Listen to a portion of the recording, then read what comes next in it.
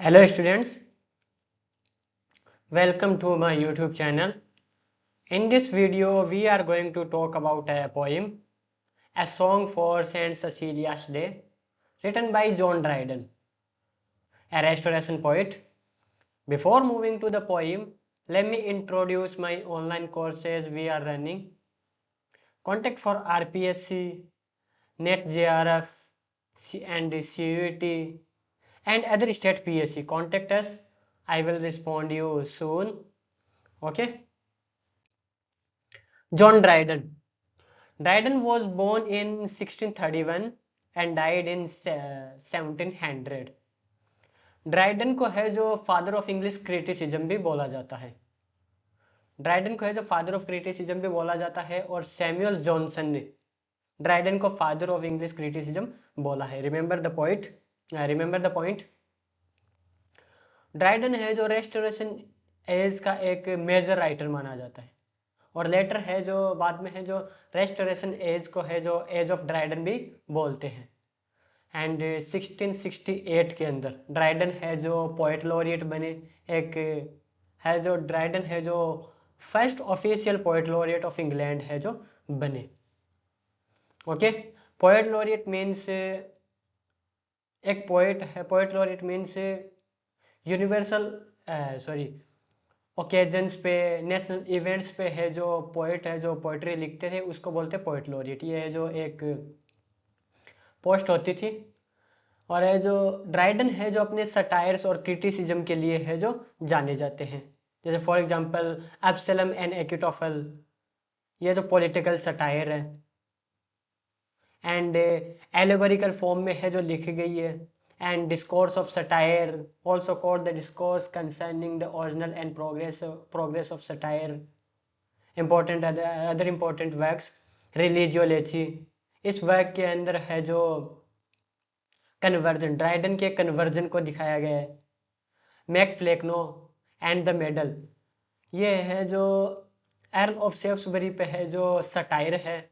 The medal है जो earl of सेफ्सबरी पे सटायर है, ड्राइडन ने लिखा है। We will discuss in another video the medal, Macflecknoe and Epsilon and Achitophel. Okay. A Song for Saint Cecilia's Day, written in 1687. A Song for Saint Cecilia's Day is an ode, एक irregular ode है। एक ode है, irregular ode है। और है जो England के अंदर है जो सेंट सिसिलियास डे है जो सेलिब्रेट किया जाता है on 22 November. Remember the point. Saint Cecilia वो एक क्रिश्चियन सेंट थी जिसको है जो उसने है जो अपनी लाइफ है जो रोम के अंदर अराउंड 230 एडी में है जो अपनी लाइफ है जो सेक्रीफाइस की थी। और है जो सेंट सिसिलिया है जो सेंट ऑफ म्यूजिक मानी जाती है। She is considered the patron, the saint of music. Remember the point. Poem के अंदर है जो 7 स्टेंजाज है और एक ग्रैंड सोर्स है। और है जो इसकी थीम रहेगी वो है पावर ऑफ म्यूजिक। और है जो पावर ऑफ म्यूजिक साउंड का है जो नेचर के ऊपर, ह्यूमन इमोशन के अंदर क्या इम्पैक्ट रहता है, क्या इफेक्ट रहता है, वो है जो इस पोएम के अंदर दिखाया गया है। Stanza 1, from heavenly harmony. This universal frame began when nature underneath a heap of jarring atoms lay, and could not heave her head. The tuneful voice was heard from high, arise you more than dead. Then cold and hot and moist and dry, in order to their station leave, and music's power obey. From heavenly harmony. This universal frame began from harmony to harmony, though all the compass of the notes it ran, the diapason closing full in man. Okay. In the first stanza, Dryden है जो creation of world के बारे में बात करते हैं। Creation of world के बारे में बात करते हैं। From heavenly harmony this universal frame began. इस लाइन के अंदर बोलते हैं कि इंटायर यूनिवर्स का स्ट्रक्चर, वो है जो ये स्ट्रक्चर है, यूनिवर्स कैसे बनी, उसका स्ट्रक्चर है जो ड्राइडन है जो बताते हैं। फ्रेम का है जो फ्रेम, द वर्ड फ्रेम है जो यहाँ पर सजेस्ट करता है कि यूनिवर्स है जो एक सॉलिड है और एक ऑर्गेनाइज्ड वे में है जो हेल्ड किया गया है एक म्यूजिक के थ्रू। नेचर अंडरनीथ है हीप, और बोलता है कि बिफोर द वर्ल्ड, जब है जो ये वर्ल्ड, ये यूनिवर्सल क्रिएट किया, गॉड ने है जो क्रिएट किया था, उससे पहले है जो नेचर है, नेचर है जो वो बरी, एकदम दफनाया हुआ था, नेचर है जो बरी था, नेचर है जो बरीड था, nature was buried of jarring atoms ले। वो बोलता है कि नेचर है जो एक पार्टिकल्स, एक बड़े से नॉइजी पार्टिकल्स के नीचे है जो दबा हुआ था। जारिंग है जो हार्मनी का ऑपोजिट वर्ड है।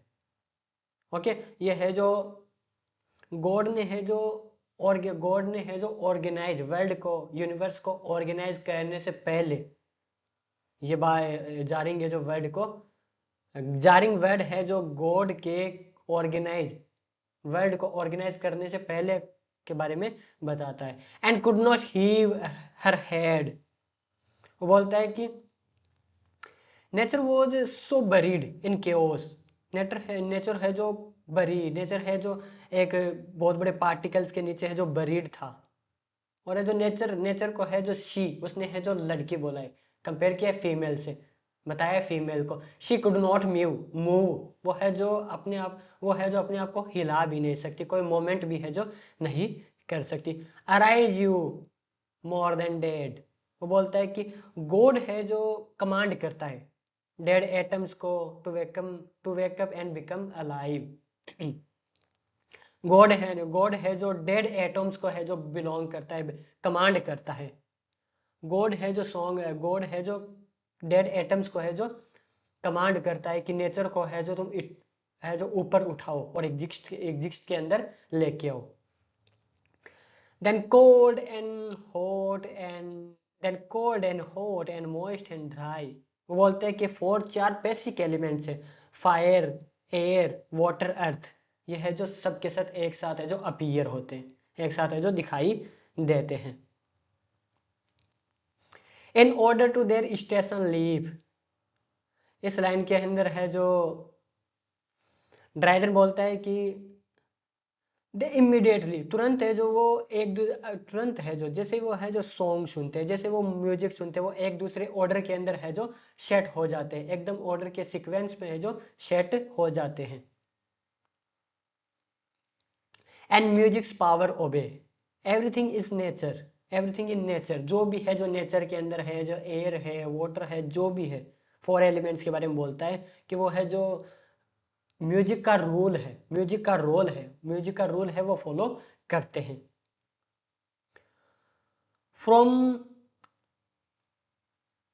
From harmony, from heavenly harmony, this universal frame began from harmony to harmony through all the compass of the notes it ran.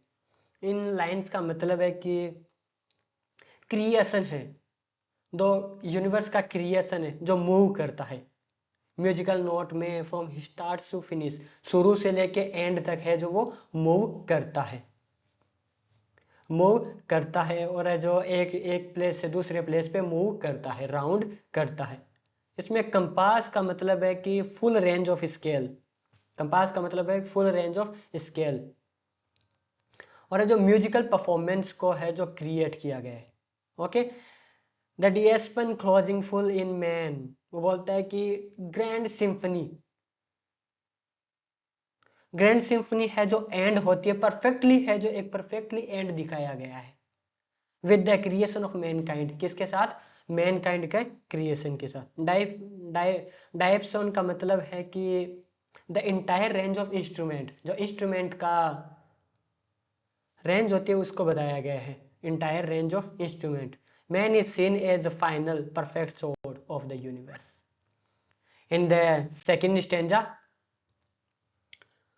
इस स्टेंजा के अंदर जुबल और फर्स्ट म्यूजिक के बारे में बात करते हैं।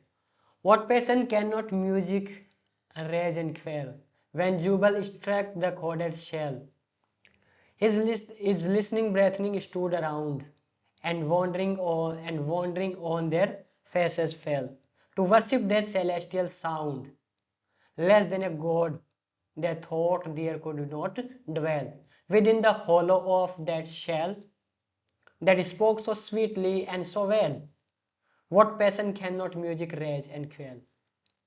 इस लाइन के अंदर है जो, इस स्टेंजा के अंदर है जो, ड्राइडन बोलते हैं what passion can not music raise and quell. वो बोलते हैं कि म्यूजिक है जो, म्यूजिक है जो स्टार्ट कर सकते हैं। ह्यूमन इस वो बोलता है कि ह्यूमन इमोशन के ऊपर है जो कंट्रोल करता है। ह्यूमन इमोशन को जब चाहे मन है जो म्यूजिक है जो रोक सकता है और स्टार्ट कर सकता है। वो बोलता है ह्यूमन इमोशन पे है जो रूल करता है ओवर ह्यूमन इमोशन। ये है जो सेंट्रल आइडियाज है, इस पोएम का है जो सेंट्रल आइडियाज है। When Jubal struck the sworded shell, Jubbal है जो एक बिब्लिकल फिगर है। जुबल है जो एक अपना लायर, जुबल है जो अपना इंस्ट्रूमेंट, कोई इंस्ट्रूमेंट है जो बजाना शुरू करता है। शेल है जो यहाँ पे रिप्रेजेंट करता है हम्बल को, natural beginning of the music को। शेल है जो हम्बल को बताता है। हिज लिसनिंग ब्रेदनिंग स्टूड अराउंड, वो बोलता है कि उसकी फैमिली है जो सुनने के लिए है जो जल से है जो खड़ी हो जाती है और सुनना शुरू करती है। And wondering on their faces fell to worship their celestial sound. और वे बहुत ज़्यादा अमेज्ड होते हैं, बहुत ज़्यादा सरप्राइज्ड होते हैं, और वे बहुत ज़्यादा सरप्राइज्ड होते हैं। और है जो साउंड, जैसे वो है जो साउंड, जैसे वो म्यूजिक सुनते हैं, जैसे वो है जो म्यूजिक सुनते हैं, वो अपने आप को है जो बो डाउन कर देते हैं, म्यूजिक की वर्शिप करना शुरू कर देते हैं। म्यूजिक की है जो वर्शिप करना, बो डाउन अपने आप को कर देते हैं। ये लाइन है जो दिखाती है कि म्यूजिक है जो नेचुरली होली है, म्यूजिक है जो होली है, पवित्र है। ये जो फोर्स करती है लोगों को कि सेंस, वर्शिप की सेंस को है जो फील करे। Less than a god they thought where they could not dwell. वो बोलता है कि within the hollow of that shell that spoke so sweetly and so well. और वे बिलीव भी नहीं कर सकते, वे बिलीव नहीं कर सकते कि एक ह्यूमन साउंड, एक जो साउंड है जो इतना ब्यूटीफुल, एक सरप्राइजिंग, इतना सरप्राइजिंग कैसे हो सकता है। वो बोलता है कि वो है जो बिलीव करते हैं कि ये बिल्कुल है, ये है जो डेफिनेटली श्योरली है जो ये साउंड है, जो ये म्यूजिक है, जो साउंड है जो गॉड से, फ्रॉम गॉड से है जो आ रहा है। ये जो मैन का ह्यूमन साउंड हो ही नहीं सकता। In the third stanza, the trumpet loud clangor excite us to arm with shrill notes of anger and mortal alarm. The double beat of their thundering drum cries, hark, the foes come. Charge, 'tis too late to repeat. इस stanza के अंदर the trumpets loud clangour excite us to arms, वो बोलता है कि music है जो loud है, म्यूजिक का साउंड है जो बहुत ज़्यादा लाउड है। और जो ट्रम्पेट्स, और जो ट्रम्पेट है ना, ट्रम्पेट वो है जो, ट्रम्पेट है जो मैन को, ट्रम्पेट है जो वॉरियर को, सोल्जर को है जो मोटिवेट करता है किसमें, फाइट करने के लिए। और जो ट्रम्पेट है जो यहाँ पे रिप्रेजेंट करता है एंगर को और मिलिट्री करेज को है जो रिप्रेजेंट करता है। With shrill notes of anger and mortal alarms, वो बोलता है कि द हाई पेस्ट, वो बोलता है कि नोट से सिग्नल नोट करता है कि डेथ इज नियर, डेथ है जो इस, वो है जो इस लाइनों के अंदर बताता है कि डेथ है जो अप्रोच कर रही है हमको, डेथ है जो हमारे बहुत ही क्लोज है, अप्रोच कर रही है। The double beat of the thundering drum, the word double repetition of the word, यहाँ पे है जो एनोमोटोपिया, यहाँ पे जो टर्म फॉर्म है जो यूज की है, the repeating heavy pounding of the dam sounds like thunder. ये है जो रिपीटिंग, बार बार रिपीट हो रहा है ना वर्ड, वो है जो एक थंडर को बताते हैं, एक थंडर की तरह जो रिपीट हो रहा है, जैसे कोई थंडर आती है, जैसे कोई थंडर, जैसे कोई आंधी तूफान है जो आता है, उससे पहले ये साउंड है जो उसको रिप्रेजेंट कर रहा है, इंडिकेट कर रहा है, the repeating sound. Cries hark the foes came, charge test to light to repeat. इस इन लाइंस का मतलब है कि जो ड्रम है वो है जो सोल्जर को बताता है कि एनिमी इज हियर, एनिमी है जो हमको अप्रोच कर रही है, एनिमी है जो क्लोज आ रही है, एनिमी है जो हमारे पास आ रही है। And it's time to attack, ये है जो हमारे फाइट करने का टाइम है, फाइट करने का टाइम है। In this stanza, the soft clap in the fourth stanza, the soft complaining flute in dying notes discovers the woes of hopeless lovers whose dirge is worshipped by the wobbling lute। इस stanza के अंदर है जो speaker बोलते हैं कि the soft complaining flute in dying notes discovers, वो बोलते हैं कि gentle gentle sad flute reveals. Complaining का मतलब है यहाँ पे मॉर्निंग, कंप्लेनिंग का मतलब है किसी चीज को, वो है जो मौन कर रहा है, उदास है, मौन कर रहा है। डाइंग नोट्स का मतलब है साउंड है जो फेड, अब है जो धीरे धीरे धीरे धीरे धीरे धीरे साउंड म्यूजिक है जो फेड होता जा रहा है, फीका पड़ता जा रहा है। The woes of hopeless lovers whose dirge is worshipped by the warbling lute. इस लाइन में है जो बोलते हैं कि सैडनेस और लवर का सैडनेस है जिसके पास कोई भी होप नहीं है, जिसके पास कोई भी उम्मीद नहीं है।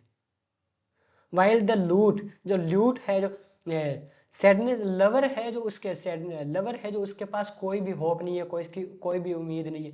जबकि लूट है वो है जो फ्यूनरल सॉन्ग भी गाता है, जबकि लूट है जो फ्यूनरल सॉन्ग गाता है। वो है जो यहाँ पे कंपेयर कर रहा है लूट और लवर्स के बीच में, लूट और लवर्स के बीच में। In the fifth stanza, Sharp violins proclaim their jealous pagans, their jealous pangs and desperation, fury, frantic indignation, depth of pains and height of passion for the fair, disdainful dame। इस stanza के अंदर है जो jealousy, इस stanza के अंदर जो jealousy बताता है, ड्राइडन है जो जेलेसी बताता है। Sharp violins proclaim their jealous pangs and desperation, वो है जो बोलता है the high sharp sound of violins, violins है जो जेलेसी को बताता है, जो है जो पेन ऑफ जेलेसी को दिखाते हैं, जो जेलेसी है, पेन है, उसको है जो रिप्रेजेंट करता है इस लाइन के अंदर। Fury, frantic indignation, depth of pains and height of passion, वो है जो बताता है कि दे शो एंगर, वो है जो एंगर, गुस्सा, वो है जो इमोशनल हाई लोज को है जो दिखाते हैं, रिप्रेजेंट करते हैं। For the fair disdainful dam, और जो भी पेन है, जो भी पेन है उसके, जो भी पेन उसको कोज करता है, जो भी पेन इसको है जो पेन है जो एक ब्यूटीफुल वुमन के द्वारा उसको मिला है, वो बोलता है कि जो पेन है जो ब्यूटीफुल वुमन ने उसको दिया है, वो है जो लवर है जो उसको इग्नोर करता है। जो पेन है, उसके हार्ट के अंदर पेन है, जेलसी है, वो इन सब को है जो क्या करता है, इग्नोर करता है। And in the sixth stanza of the poem, but oh what art can teach, what art can teach, what woman voice can reach, the sacred organs praise, not inspiring holy love, notes that wing their heavenly ways to man that soars above। इस stanza के अंदर है जो speaker बोलते हैं कि Dryden है जो ऑर्गन के बारे में बताता है कि but oh what art can teach, what woman voice can reach, the sacred organs praise. वो बोलता है कि कोई भी आर्ट है जो ये साउंड है, ये म्यूजिक है, इससे है जो मैच नहीं कर पाती, क्योंकि है जो इस साउंड के अंदर, म्यूजिक के अंदर होली पावर है, पवित्र पावर है। कोई भी है जो साउंड, कोई भी है जो आर्ट, दुनिया की कोई भी आर्ट हो, चाहे कितनी बड़ी आर्टिस्ट हो या फिर कितने बड़े आर्टिस्ट हो, या फिर कोई मोनालिसा की पेंटिंग ही क्यों ना हो, कोई भी है जो इस म्यूजिक से है जो मैच नहीं कर पाती, इस साउंड से है जो मैच नहीं कर पाती। क्योंकि ये म्यूजिक है जो होली है, पवित्र है। ये म्यूजिक है जो गॉड के द्वारा, गॉड ने है जो खुद ने है जो इस म्यूजिक को कंपोज किया है, इस म्यूजिक को है जो लिखा है। क्योंकि ये म्यूजिक है जो बहुत ही ब्यूटीफुल है, बहुत ही होली है, पवित्र है, सेक्रेड है। ये सेंट सिसिलिया का इंस्ट्रूमेंट है। ये किसका इंस्ट्रूमेंट है, किसके इंस्ट्रूमेंट से है जो सॉन्ग गा रहे हैं, सेंट सिसिलिया से, सेंट सिसिलिया का इंस्ट्रूमेंट है। ये जो ग्रेटेस्ट है, ये जो सबसे महान है, ग्रेटेस्ट है। क्यों? क्योंकि ये जो मोस्ट कॉम्प्लेक्स है। Notes inspiring holy love, notes that wing their heavenly ways to mend the choirs above. ये म्यूजिक का ऑर्गेन्स है, वो है जो रिलीजियस लव को इंस्पायर करता है, और ट्रेवल्स, और है जो हेवन को है, और है जो एक ट्रिप, हेवन की हेवनली ट्रिप को दिखाता है, हेवनली हेवन के अंदर ट्रिप करवाता है। जो है जो हेल जो है जो एंजल्स है उनको है जो सिंग करने में मदद करता है। वो है जो ऑर्गेन्स को क्या बोलता है कि ऑर्गेन्स है, और म्यूजिक का ऑर्गेन है वो इंस्पायर करता है, रिलीजियस लव को इंस्पायर करता है, और है जो हेवन से है, हेवन के अंदर है जो ट्रेवल कराता है, हेवन के अंदर है जो ट्रेवल कराता है, और है जो एंजल्स को है जो हेल्प करता है। In the 7th stanza of the poem, Cecilia's और एंजल को दिखाता है। And the final stanza, Orpheus could lead the savage race, and trees unrooted left their place. Sequences of the lyre, but bright Cecilia raised the wonder higher. When to her organ vocal breath was given, and angels heard, and straight appeared, mistaking earth for heaven. इस stanza के अंदर है जो speaker बोलता है कि Brydon है जो बोलता है, Orpheus could lead the savage race, and trees rooted left their place, sequences of the lyre. वो बोलता है कि ग्रीक म्यूजिशियन है जो ऑर्फियस है, जो एक ग्रीक म्यूजिशियन है, वो है जो एक वाइल्ड एनिमल्स को है जो बना सकता था, एंड लेकिन ट्रीज है जो उनको सबको है जो फॉलो करते हैं। यहाँ पे ऑर्फियस है जो रिप्रेजेंट करता है, इंडिकेट करता है म्यूजिक पावर को। ऑर्फियस है जो म्यूजिक की पावर को है जो रिप्रेजेंट करता है, इंडिकेट करता है, रेफर करता है, और है जो फिजिकल पेगन है ना, फिजिकल पेगन वर्ल्ड है, उस पे जो कंट्रोल करता है, डोमिनेट करता है। But bright Cecilia raise the wonder higher, when to the organ vocal breath was given. इस लाइंस के अंदर है जो सेंट सिसिलिया है जो मोर अमेजिंग, उसका ऑर्गन है, उससे उसके साथ जो बहुत ज़्यादा अपने ऑर्गन से है जो बहुत ज़्यादा अमेजिंग, को सरप्राइजिंग वे में है जो समथिंग कुछ है जो अचीव करती है, कुछ है जो रिप्रेजेंट करती है। An angel heard and straight appeared, mistaking each for heaven. और वो बोलती है कि उसका म्यूजिक है जो बहुत ज़्यादा डिवाइन है, हर म्यूजिक वो सो डिवाइन। सेंट सिसिलिया का म्यूजिक है जो बहुत ज़्यादा एक डिवाइन है, होली है। दैट एंजल है जो आती है, एंजल है जो खुद है जो हेवन से है जो अर्थ के ऊपर उसको सुनने के लिए आती है। सेंट सिसिलिया के सॉन्ग को है जो एंजल है जो खुद है जो अर्थ के ऊपर आती है सुनने के लिए। Thinking he was in heaven, ऐसा लगता है कि जैसे वो हेवन के ऊपर है, अर्थ के ऊपर सुनती है, पर फील ऐसे होता है जैसे कि वो हेवन के अंदर है। इस पोएम के अंदर है जो ड्राइडन है जो ग्रैंड चोरस को भी है जो ऐड करते हैं। As from the power of the sacred lays, the sphere began to move, and they sang the great Creator's praise to all the blessed above.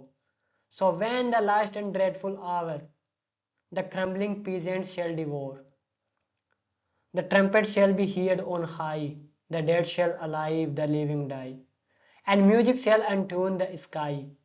इस ग्रैंड चोरस के अंदर है जो इसमें ड्राइडन बोलता है कि as from the power of sacred lays the sphere began to move. वो बोलता है कि जैसे है जो होली सॉन्ग, जैसे होली सॉन्ग सेक्रेट सॉन्ग है जो जैसे ही शुरू होता है, जैसे ही है जो होली सॉन्ग है जो शुरू होता है, द प्लैनेट्स है जो प्लैनेट है जो मूव करना शुरू कर देते हैं। प्लैनेट है जो राउंड मूव करना है जो शुरू कर देते हैं।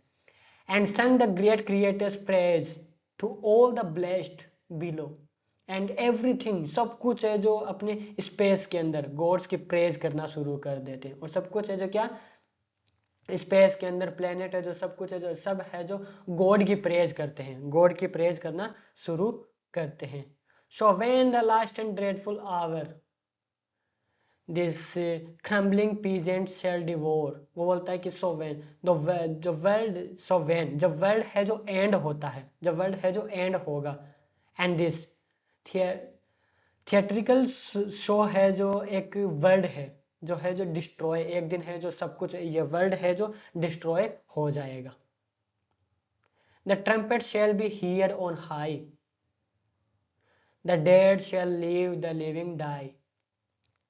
वो बोलता है कि द फाइनल ट्रम्पेट, अरे जो फाइनल जो वर्ल्ड है जो एंड होगा तो एक फाइनल ट्रम्पेट है जो बजाया जाएगा, साउंड आएगा, फाइनल ट्रम्पेट से जो साउंड आएगा।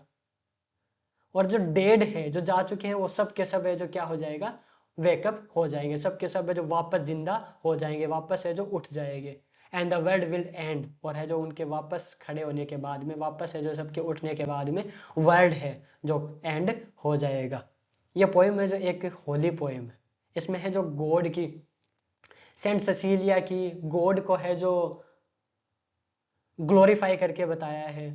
ओड का मतलब ही यही होता है, ये पोएम है जो एक ओड फॉर्म में लिखी गई है। और ओड का मतलब ही है जो किसी चीज को ग्लोरीफाई, उसकी प्रेज करता है, ग्लोरीफाई करता है, उसको है जो ओड कहते हैं। And music shall untune the sky. और वो बोलता है कि म्यूजिक, और जो फाइनली एक जो म्यूजिक बजेगा, फाइनली है जो साउंड चलेगा, take apart the universe it once put together. एक जो पूरा का पूरा यूनिवर्स जो है जो ब्रह्मांड जो है जो गॉड ने है जो बनाया है, वो सब के सब है जो वापस रीअपीयर होंगे। This is the poem. I hope you got the idea of the poem. Okay, thank you.